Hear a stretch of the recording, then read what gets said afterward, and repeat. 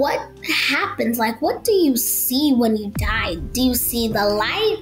Do you see those pearl golden chairs? I have to say this, a giant bowl of mac and cheese in front of you. What do you see? So my soul is actually 100. My brain is 35. My age is 10. And my face looks 7. Wait. Where'd you come up with these numbers? Can't let you off that easy. What is life in the first place? Well, yeah, scientists would say that life is basically the chemical reactions that happen. And mixed with Christianity, life is what God gave us. But what really is life? How do we encapsulate life in a theory? How do you? Well, we haven't even figured it out, but what I would think is that life is the brain mixed with the soul. And if the soul is even real in the first place, then our soul would have to have a mass, unless it was made out of photons or massless particles, which could be theorized. Now, we just started the conversation and I'm already blown away. So first of all, thank you, Sean. But in regards to the conversation with the soul, is there, I know you just mentioned it a little bit, but is there anything in quantum physics or science beyond what you just said that gets us close to even possibly understanding if soul is real? Well, there is a quantum theory that unifies quantum mechanics and relativity, called the fusions of consciousness. It claims that consciousness itself is fundamental reality and that us being alive generates the universe. And what do you think? I like it. What do you like about it? Oh, well, I like how it eloquently describes that consciousness is reality.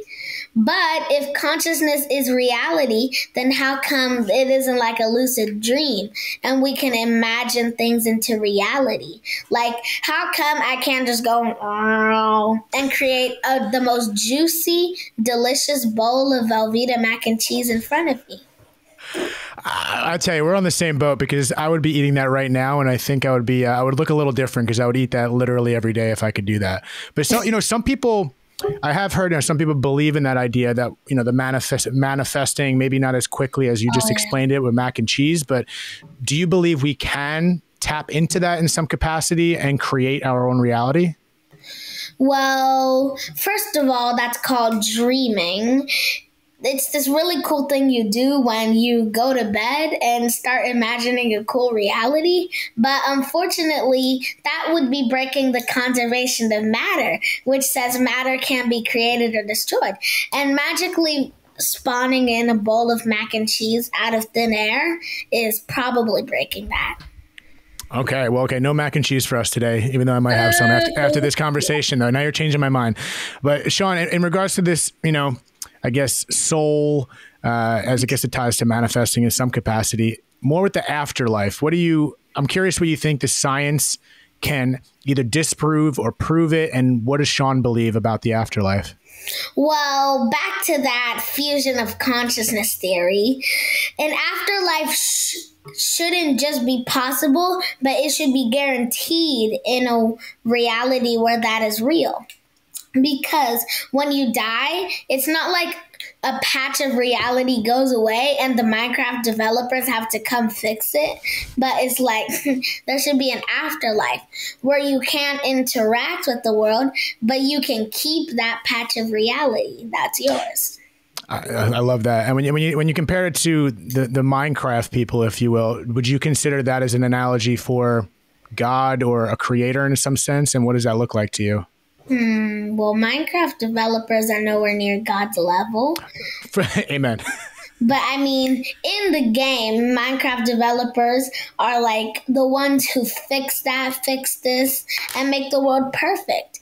But God, He gave us free will, and He doesn't make mistakes, but that did not go well. Eating the apple, becoming sinful, and then Jesus had to come and save us from our sins.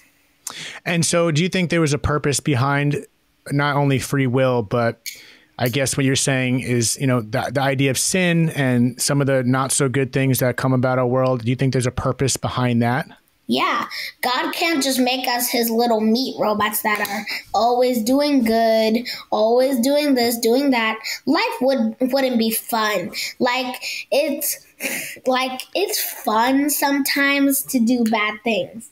And I sound like a monster saying that, but it's true. You cannot deny that you have done one bad thing and been proud of it.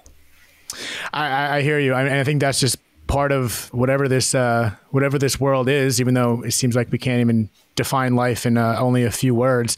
But what does it mean to you in regards to the idea that if we're made of stardust, tell me if that's true, first of all, because I may be making that up. Do you think that means we're technically immortal in some capacity? Well, we are immortal in a sense of the afterlife, but in real life, it's not like you're going to live forever. You're going to die, and that sounds sad, but no. Would you want to see all of your loved ones around you just die off, and then you had to keep finding new people and new love and new everything, and you get some bad tattoos and you can't even take it off and you just have to live with it forever? Would you want that? I don't know. I just saw a friend get her tattoos removed. So clearly she made a bad decision and is trying to get some kind of correction on that. Yeah. And also, what about the bumps and bruises? Like, if you scratch your leg and you don't get it fixed and it gets infected, you just have to live with a leg that looks like the nasty patty. What, a nasty patty? Yeah. Yeah, I mean, I've never heard that before, but it actually makes so much sense. Now I'm going to start using that with your permission, of course. So, you know, you have such a beautiful way of seeing the world. And do you think, is that completely blended with the philosophy or anything of your findings with science? Or is there some things that just go beyond science because we can't prove it, but you still believe it? Yeah. So I do believe in God, and even though science does point to a God, it doesn't explicitly prove a God, because evolution and the creation story directly contradict. Although I have created a relativistic theory of it, which says since God is so massive, what to him is 7 days is a billion trillion years to us, because he bends space and bends time. So what for us is a long time, for him is a short time. I've honestly never heard that before, because, you know, I spoke to someone who was kind of poking fun of the idea around, in a relatively respectful way, that why was he rushing? Why was it only 7 days? So you're saying this 7 days is just a completely different understanding compared to how we see time? He had to create the Sabbath day, and he had to create a lot of other things. And besides, 7 days created a week. And he had to create a week. And a week can't be 27,000 billion trillion million years and stuff. That is just no. Do you find any interest in trying to prove the afterlife, or that we continue on anyway? Or do you just believe it and say, you know, maybe one day we'll figure it out? Yeah, well, I've always been kind of interested in the concept of death. Like, when I'm just randomly sitting kind of bored in class, I'm like, what does the afterlife look like? And then I try to picture it, and the only thing I picture is just like God coming in and being like, welcome to the party, and then just infinite mac and cheese and chocolate cake. My brain. I love your brain. It's so beautiful. And I was waiting for you to drop that mac and cheese. I was hoping you didn't forget about that, because if that's heaven, then, you know, I'm ready, baby. So what else, how does this theory and, you know, these beautiful ways that you see and you connect spirituality and science, how does that help you maybe cope with the impermanence of life? You know, how some people were around for a limited amount of time. Some people are not going to be with us for the rest of our life. And with that possibility, how does all your beliefs tie into coping with that and, gripping with the idea that, we're not here forever and neither are our loved ones? Yeah. Well, all I have to say is it really boils down to at least he's in a better place now. It's not like he's in the down there. He had a good life. He did good things. He was Christian. He was saved. So he is in a better place now, and he will help us understand death, carcasses, and science. Beautiful. And, I spoke to Neil deGrasse Tyson, who I'm sure you're familiar with, maybe a year or two ago. I had him on the podcast and I had this conversation with him, not in this depth, we're really going down the rabbit hole in a beautiful way, but he brings up the idea of asking the question, do you remember what it was like before we were born? And he harps on the idea of, no, you don't, and leans on that theory as to what it means when we pass. What do you think about that? I have hyperthymesia and I have a slight memory of before I was born.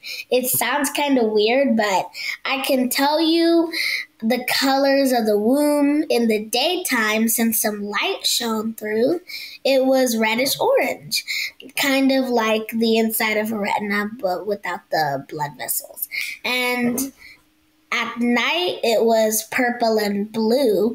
Now, I'm not sure if my mind is creating fake memories because it has definitely done that before. But also, I can kind of remember it.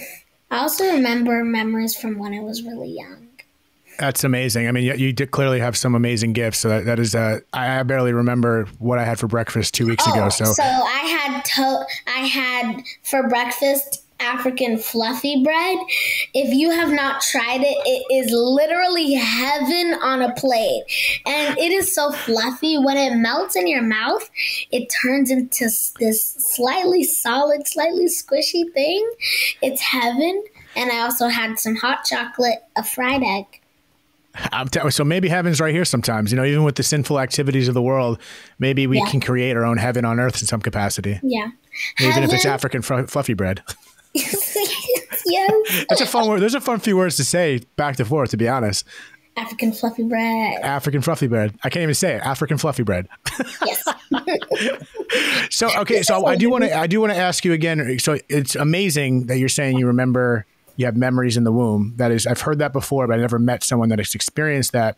But in the idea of even before that, what would your response to Neil deGrasse Tyson be in regards to that? If we can't remember before, that must mean that's what it's like when we pass.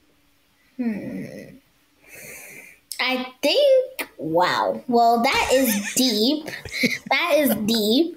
If I could, I would spawn in like that one meme that's like diving deep. But all I have to say is I think that's pretty cool. But my theory is that I was an angel in heaven that came from a planet called Smartopia, where everyone is smart, the technology is advanced, and there is infinite Velveeta. It always comes back to the mac and cheese. I'm telling you, I think you're onto something here because if that's what heaven is, they should put that in the Bible. Probably, yeah. They should write. I should just get like a Sharpie and get, in heaven there is the golden pearl roads and the mac and cheese is the same color. I love it so much. Now, what is your fascination? Because you did say at some point, not long ago in the conversation, you had this fascination with the idea of death. Is it just the mystery of it? And is that mystery tied into your fascination with science? Like, what is it about what happens after? Well, what I'm saying is, like, I'm fascinated with the idea of how, like, what happens? Like, what do you see when you die? Do you see the light? Do you see those pearl golden chairs? Do you see, I have to say this, a giant bowl of mac and cheese in front of you? What do you see? So what is that then? Is it just... does it really just come down to accepting that some things are currently not provable and you just have to rely on belief? Well, scientists it sounds weird, but scientists live in ignorance. Ignorance and not knowing things is what brings them to work every day in their cars going beep beep. I just used acoustics. That's good. Now I don't have to add any effects to the episode because you got the acoustics covered. Yep. So you're helping me with the post-production. Also, when I say I'm obsessed with the concept of death, it's not like somebody kill me. I must see it. Please help me. Take me I hear you there. I hear you there. So what is it then? It's just the curiosity that's in you. Yep. It's the unknown. The unknown. And isn't that science in a nutshell? It's chasing the unknown, but understanding that you really never, do you ever get a solid answer? I know there's a lot of scientific principles, but over time, aren't there sometimes scientific principles that even get overturned and you learn more about those? Yeah. Well, there are a lot of things in science I don't understand. The only reason that I look like this super smart 10-year-old is because I'm a 10-year-old. If I was like 16 and I had this understanding of inertia, I would be put in the class for kids who need a little bit of extra learning. I feel like we all could use a little extra learning though, no? Yeah. So what keeps you so happy? What about it in life? What do you find in life that keeps you this wonderful, smiling 10-year-old? I am a perpetual motion machine. I break the laws of thermodynamics with my radiance. I am infinite heat and happiness. How do you maintain that? How I maintain that? So it's like a ball that goes down a funnel and then it goes down and then comes back up again and does it all over again. The down part represents when I'm sad. When I'm sad, I push myself through, go, and come right back up. See, recently I was playing outside and we were playing with a boomerang and it accidentally hit my mom. So I was all devastated, like, no. But right now, I'm still kind of like getting over it, but I'm still happy. Yeah. See, the key word you said there, keywords, is you push through. You know, I have a lot of conversations with people on this show, and sometimes it's conversations that are sad and, you know, people have hard times during life. And I try to understand how some people push through and why some don't. How would you illustrate your method that you just explained for people that may be having a tough time and getting hit in the face with the boomerang of life, if you will? Ooh. It wasn't the face, it was the funny bone. But okay, it's even tougher sometimes. I hit my funny bone today, ironically, and I almost cried like a little boy. I didn't. I pushed through, but it was questionable. But besides my funny bone, please go on. But also, so to get over it, instead of having a little cry and then having a little cry and then the third step is having a little cry and all the way to the last step is having a little cry. What you do is you have a little cry, dust yourself off, pick yourself up, and keep going. I quoted that from Bluey. Bluey is not Blue's Clues, is it? Nope. Who's Bluey? Bluey?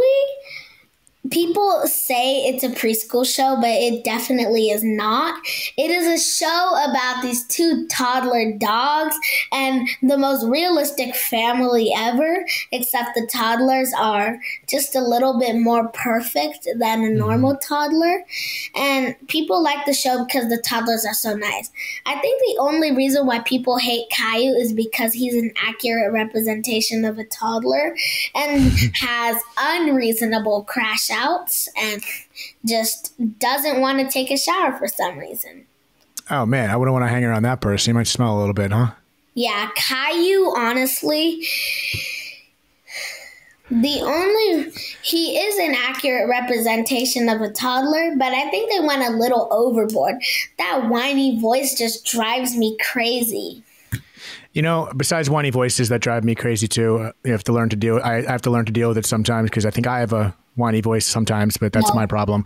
When it comes to that quote that you pull from Bluey, I love it because, you know, it's not saying avoid anything we feel. It's getting it out, getting it out, getting it out. But what I'm learning from you is there is a point after you feel like you continue to get it out that you have to make a decision, right? You have to make a decision to get up. And is that ultimately a choice? Yes.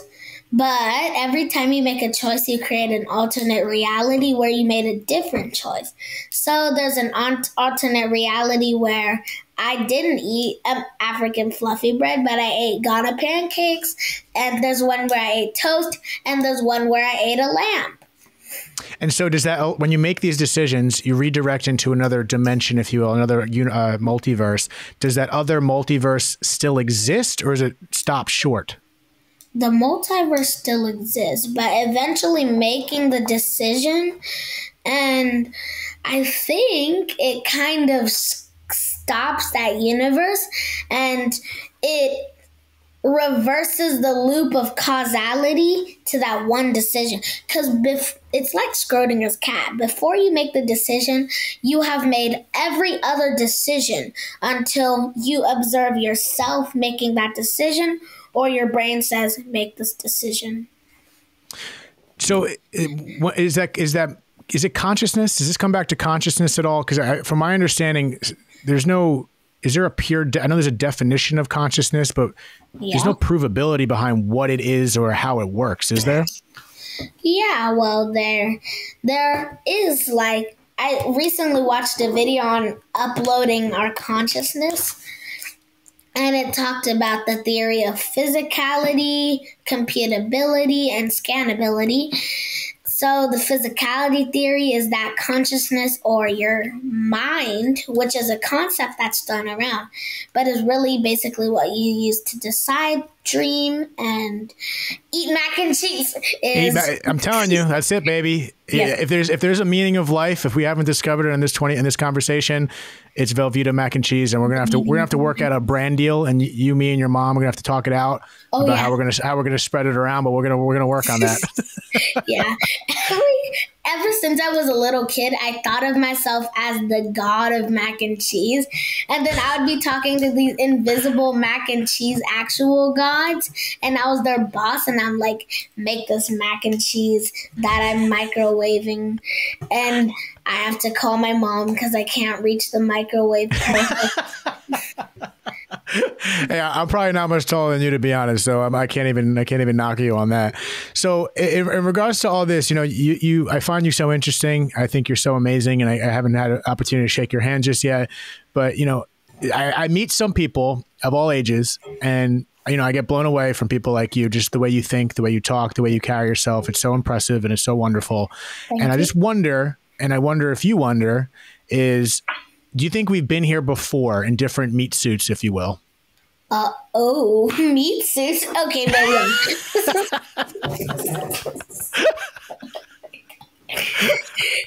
You know what I mean? Do you mean like the theory that deja vu is like upload, save, and reload? Like you've been in a different body or meat suit, and that this is like you've already been here, but you were a different person? Yeah, like reincarnation. Yeah. Well, there's this girl on TikTok that says, I was once Cleopatra in a past life, and I took a trip to Europe, and I could see all the charioteers and the slaves building the pyramids. And then it's like, that's so dumb. It's not like what do they even look like? Is it like, did you see people morphing into literal like dog people? Like, what do you mean as in I saw the people building the pyramids? Were you just blind to the present and just saw the past? Because I think that's a curse and not a blessing. Why is it a curse? Because how are you supposed to see all the beautiful tourists and the actual pyramids built instead of being built? Ooh, okay. Talking about deep, Sean, you're getting there with me. I love it. And so, you know, I bring that up because, you know, you're giving me this feeling of just there's more. You know what I mean? There's more. Maybe there's a realm with this in this quantum field. There's just an infinite amount of possibilities. So it's tough for me to completely dismiss things because I just say I don't know sometimes. But I read this one book called Many Lives, Many Masters by Dr. Brian Weiss. Yeah. And I'll sum it up, try to be quickly, but he had this patient, right? That he was regressing through hypnosis, trying to bring him back to early memories of her life to discover what was going on. And he ended up taking her so far deep that she started having these memories where it seemed like she was describing these different lives, which he counted to, I think, 80 or so. And of course, it's tough to physically prove that with matter, if you will. He only has the data to study it. But from a scientific approach, he saw so much of this information coming from her, describing 80 other lives in the past that seemed like so accurate. It brought him to belief. So I'm just curious from a scientific perspective how you would perceive that data. I said a lot there. Yeah. I said a lot there. I mean, like, wow. But first of all, maybe it could be false memories, but being so detailed, never mind. Like, yeah. I used to think that I had a certificate of hyperthymesia. Now, hyperthymesia is a condition I have that makes my brain really remembering, but I still forget. Like, I can remember, like, the hair color of someone who pushed me over in kindergarten and still remember a grudge I made when I was 3 that I got over recently. But I cannot remember what I studied literally 30 minutes ago for the quiz. But I still end up acing it because I studied it 5 years ago. Oh, that's incredible. So I wonder, you know, there's a guy, Dr. Joe Dispenza, that I listened to, and I actually saw him over the weekend at a retreat, and he mentions how certain memories get stuck in us because there's a really big emotional charge attached to it. Like when a big event happens, whether good or bad, and we attach ourselves to this heavy emotional charge that may come with certain experiences. And that makes it difficult to get over some things when you have a strong emotion attached to it. So I wonder if a lot of your memories, in this case, you know, it's very unique, but I wonder if you remember things more vividly when there's a strong emotion attached to it. Does that make sense? Yeah. I don't think dropping my phone on my face while I was laying in bed has a strong emotion besides pain. Yeah. Well, when you say pain like that, yeah, come on. Yeah. But I mean, I do remember parts of random videos I watched that I learned. And those really don't have strong emotions attached to them besides, I'm hungry and I'm about to beg my mom for the mac and cheese. Yeah, I'm telling you, that's it right there. Yeah, I don't know. You just triggered that thought. Probably had zero correlation, but I was curious what you think. So with all your findings and all your interest and curiosity, why do you think we're here? What are we doing here? Being us. Well, in the Bible, we are made to spread the word. But I think that they forgot to add one thing. Spread the word as you want to. Like, you don't have to quote it word for word. You can paraphrase the Bible and make it yours. And you can also do other things that are you. So we are here because we. So we're here to be ourselves and find our authentic voice. Please. And eat mac and cheese.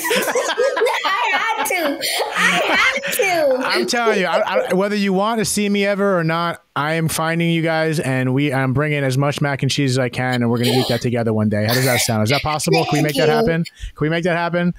Yes. Listen, Sean, you are incredible. I think you're a light in this world, and I'm sure you already know that. And I'm so honored to have a chance to speak with you. And before we do get out of here, is there anything that you feel like you wanted to talk about or wanted to get off your chest before I don't want to cut you short here? I do say that, sure, I am still learning how to handle some of the emotions that I feel on a basis where they're really strong. But isn't everyone? So true. 100%. I couldn't agree more. I'm still kind of learning how to reduce crying and letting emotions out through expression to around 30 minutes, but lower. And it still hasn't been going great. But I know I'll do it, and I have done it, and I will do it in the future. And what have you learned during this process of trying to accomplish that? What is working for you? Be happy, watch science videos, eat mac and cheese. Boom, baby. Listen, man, you're the best. I've been on this earth. What is it? I just turned 36 yesterday. So I've been on this earth 26 years more than you, and I am learning from you. Just so you know that. I want to let you know that. I'm so happy to have chatted with you. I think you're phenomenal again. And I would love to do this again at some point. I want you to thank your mother for me. She's a pleasure for connecting us and making this happen, and for raising and creating such a wonderful child. Yeah. Well, yeah. So my soul is actually 100. My brain is 35. My age is 10, and my face looks 7.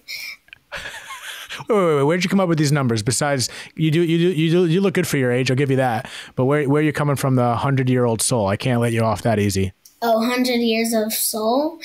I can tell you because I use back in my day. Because back in my day, we didn't have this Institute thing that you have.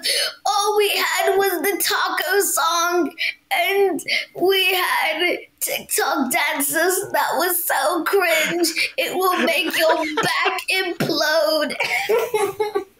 I'm telling you, man, I know we talked about reincarnation, but you've been a wise man at some point before this. I don't know what to tell you there. You're gonna have to run some tests to confirm that, but you've got some wisdom in you that I can't comprehend right now. All I want to say is Socrates said that all of the answers are already in the student. You just have to ask good questions to get them out. So Socrates decided to ask himself questions like, what is 20 times 20? 400. What is 2 times 2? 4. What is the meaning of life? Blah, blah, blah, Japanese. And then he would have infinite knowledge, because now he has drawn all those answers from the pits of his soul to his brain. You know what? That's it right there. It's what I'm pulling from what you just said. Now, correct me if I'm misinterpreting this, but it's all within us. We have so much power and energy within us. We just have to ask the right questions and seek deep enough, and they will be found. Can I tell you something? You can tell me whatever you want. So humans have so many nerves and neurons used for intelligence packed in such a small head. Although I will say that when I was a baby, I had to do this to balance out my head. So I was walking around like Papa Dome, Papa Dome, Papa, Papa, Papa Dome. And then I had this dance I did to the Wiggles, and it was like wagging my head side to side. And that just showed the magnitude of my skull. But that was just to store all of the infinite knowledge that I apparently had. And still have, no? It's still there? Yes, it's still there. And technically, since humans were modeled after God, what I'm saying is that we are technically gods ourselves. We just have to draw the godliness out of ourselves. And drawing that godliness out of us, goes back to asking the right questions and searching? Yep. And that's what curiosity, science, and creativity is all about. Amen, baby. You're the man. Sean, thank you. That is, I don't know what to do with myself at this point. I mean, after this conversation, I don't know if I should run through the wall or ask myself the purpose of life again, because you're making me question everything. I highly recommend eating what is known as elbow macaroni mixed mixed with a cheese product that was made by Velveeta. You know what? I'm going to the gym after this, and as soon as I go from the gym, I'm going straight to the grocery store. I'm buying Velveeta, and I'm gonna email your mother a photo of that just to prove it. How's that sound? Yeah. How about you get the mac and cheese before you go to the gym, or just don't, because you have infinite knowledge. And wait! Tie that up. Do that. Give me one of these again. Give me one of these. Freeze frame. Boom. All right, we got it. You can have infinite knowledge and infinite mac and cheese at the same time. Maybe infinite knowledge is infinite mac and cheese. Yeah, I'm not joking, but seriously, I'm joking. Go to the gym, please.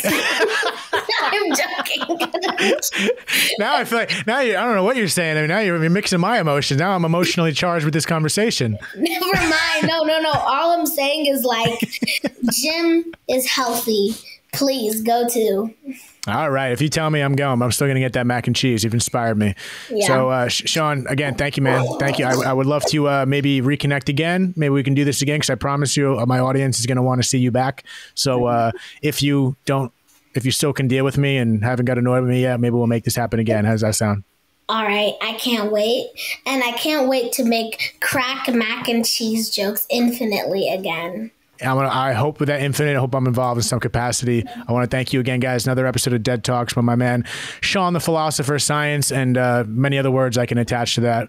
We'll talk to you guys next time, and let's see you later. Thank you so much for tuning in to another episode of Dead Talks. Please do not forget to hit the subscribe button and also the notification bell. That'll give you updates as to when we post a new video, more episodes, and more content in general. We are streaming on all the major podcast platforms, including Apple, Spotify, iHeartRadio, Pandora, and all that. And also find us on Instagram at Dead Talks Podcast or www.deadtalks.net. Thank you so much.